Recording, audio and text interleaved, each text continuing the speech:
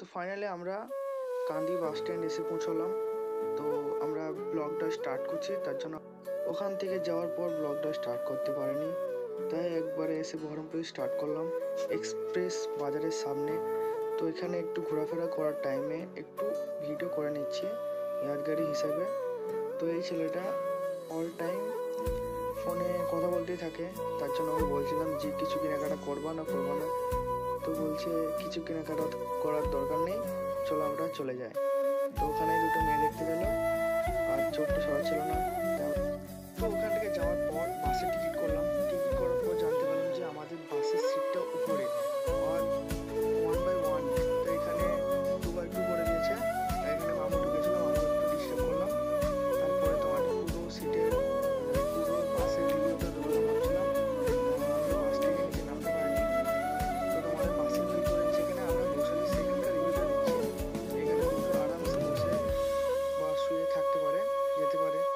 তো এখান থেকে আমরা জানলার ফুল ভিউটা নিচ্ছিলাম আর আমরা আরামসে কলকাতা পর্যন্ত জার্নিটা খুব ভালোভাবে করতে পারলাম। তো এখান থেকে দেখাচ্ছি তোমাদের, এখানে আরামদায়ক লয়, ঠিক আছে, তার জন্য তোমাদের দেখাচ্ছি।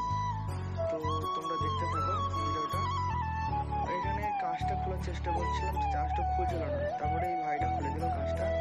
তোমাদের বাইরে ভিউটা দেখাবো, তার জন্য এখান থেকে বহরমপুরটা কীরকম লাগে আর বাসটা করতে উঁচু তোমরা দেখাবো।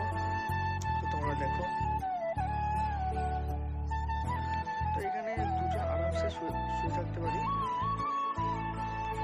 সবাই আমাকে দেখছিল, আমি যেহেতু ভিডিও বানাচ্ছিলাম তাই।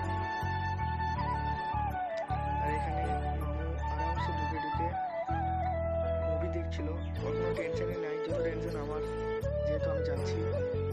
খুব ঠান্ডা লাগছিল এর ভিতরে বলতে এখানকার জানলাটা খোলা ছিল, তার জন্য খুব ঠান্ডা লাগছিল।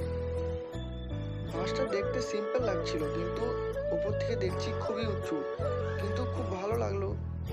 তো এখান থেকে জার্নি আমাদের শুরু। একবারে গিয়ে দাঁড়ালো কৃষ্ণনগর ধাবাতে।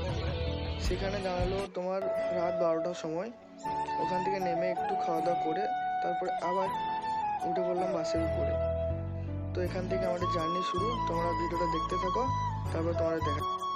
তারপরে আর কোনো ভিডিও স্টার্ট করিনি। একবারে গিয়ে ভিডিও স্টার্ট করেছিলাম কলকাতা। তোমারবারে গিয়ে স্টার্ট করলাম অডিটোরিয়ামে, কলকাতা অডিটোরিয়াম, যেখানে আমাদের ইন্টারভিউ চালু হবে আর কি।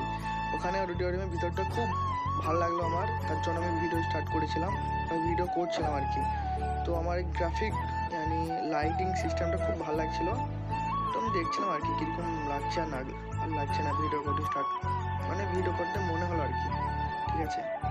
সবাই আমাকে দেখছিল, তার জন্য ভিডিওটা অফ করে দিলাম। ভিডিওটা একবারে গিয়ে স্টার্ট করলাম ট্রেনে মামু খেজলামো করছিল, পাশে একটা মেয়ে ছিল, ওকে ফোটাবার জন্য। দেখছো আমাকে কী বলছে। ওর ওখান থেকে আমাকে উঠিয়ে জানলার কাছে বসে দিল, যে মামু এখানে বসো। মামু মেয়েটাকে দেখে খেজলামো করছিল, বেশি স্টাইল মারছিল মেয়েটাকে পটানোর জন্য। হ্যাঁ না মামু?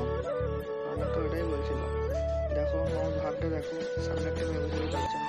পাশ দিয়ে ট্রেনটা যাচ্ছিলো, তার জন্য ট্রেনের ভিডিওটা করে নিলাম, ভালো লাগছিলো। ট্রেনটা যাচ্ছে মনে হচ্ছে খুব যাচ্ছে, আস্তে।